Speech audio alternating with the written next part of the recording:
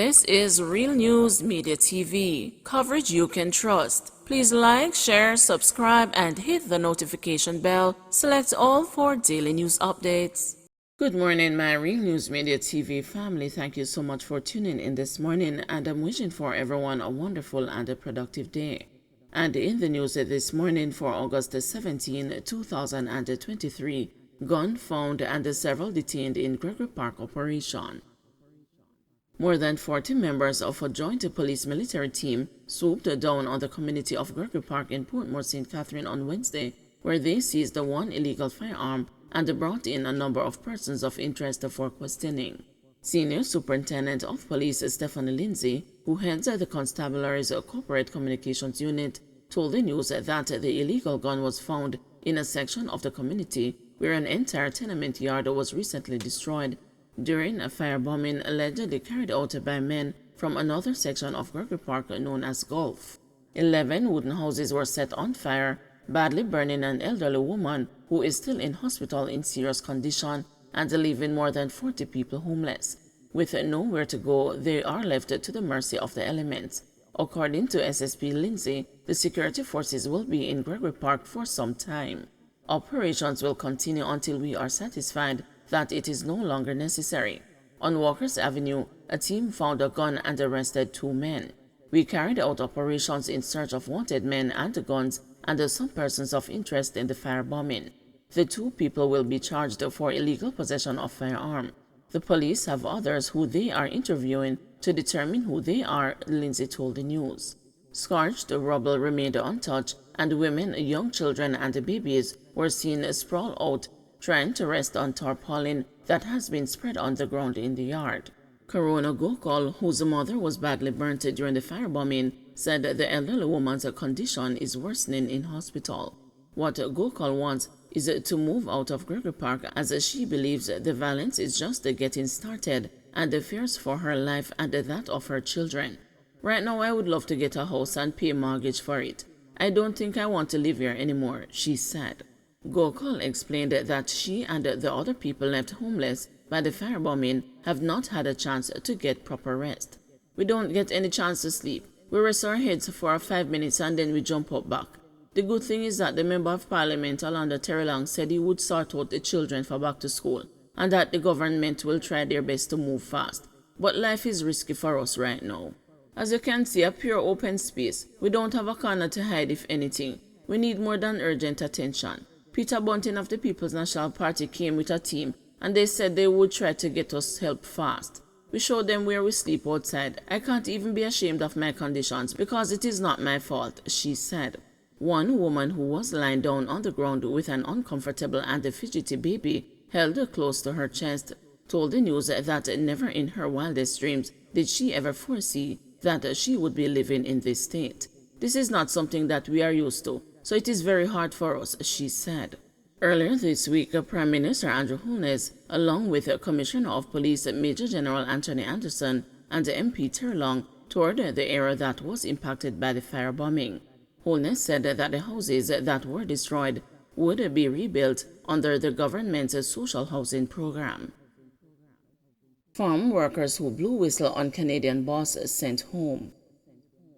6 Jamaican farm workers in Ontario, Canada, who in June this year issued a distress call to the media about their subpar living and working conditions, triggering investigations or crime victimization after they say they were shipped back to Jamaica with virtually no warning.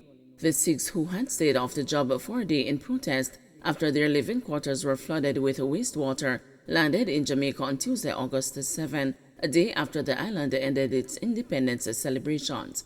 A representative of the group speaking with the news on Wednesday evening alleged that the abrupt dismissal was payback for their blowing the whistle in June.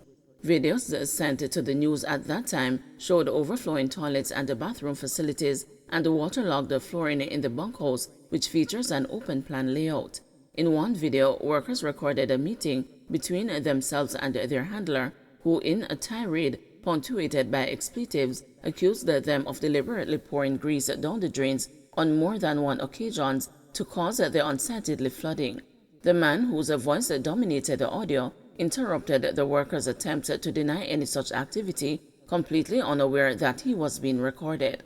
Following the media highlight by the farm workers, Labor Minister Pernell Charles Jr. ordered an immediate investigation into the living conditions and the work environment of the farm workers from the location. He said liaison officers were directed to visit the location to provide a comprehensive report on the conditions of the farm workers.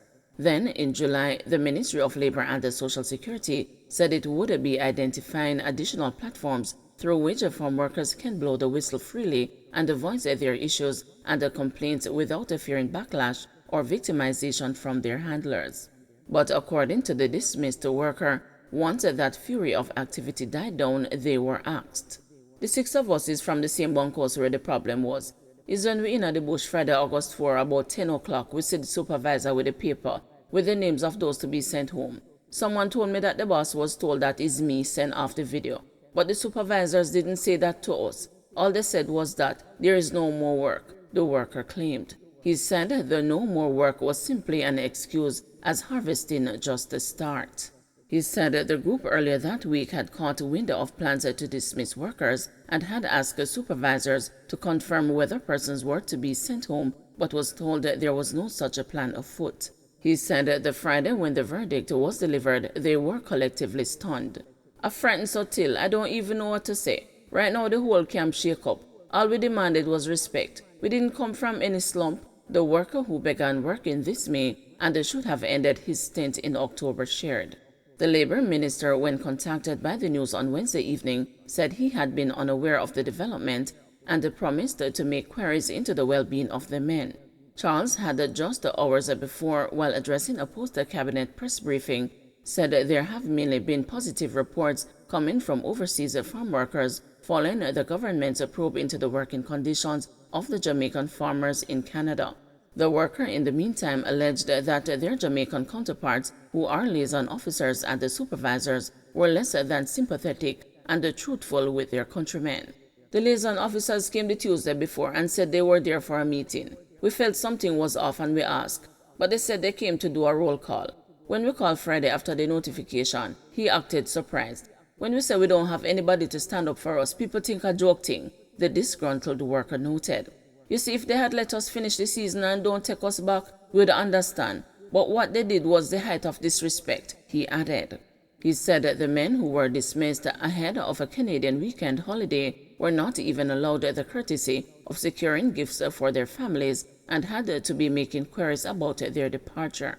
They told us we were leaving on the 7th, but we had to be asking what time was the flight and what time the vehicle was coming to pick us up from the farm, he stated, noting that the move was so sudden that relatives thought they were being pranked when he asked them to make arrangements to pick him up from the Norman Manley International Airport in Kingston. The workers say their efforts to reach out to Labor Ministry officials here since they returned have been spurned. We're trying to say meet with us, man willing to travel from Westmoreland to meet with the minister. Even if they are not going to give us a chance to go back, just hear us out. We don't know if anything can come out of this, but at the end of the day, we just want to meet with the minister and the head of the Overseas Employment Unit. Right now, we just wish we would have that meeting. That's all we are asking. The guys are willing to come any day, he said. In October last year, a fact-finding delegation was sent to investigate conditions on farms across Canada following the release of a letter written by Jamaican workers there and advocacy from injured migrant farm workers. That team, the findings of which were released in April this year, countered the complaints of the workers, stating that the majority of the workers were pleased with the program and disputed that the working conditions were akin to slavery. Don't forget to like, share, subscribe, and hit the notification bell. Select all for daily news updates.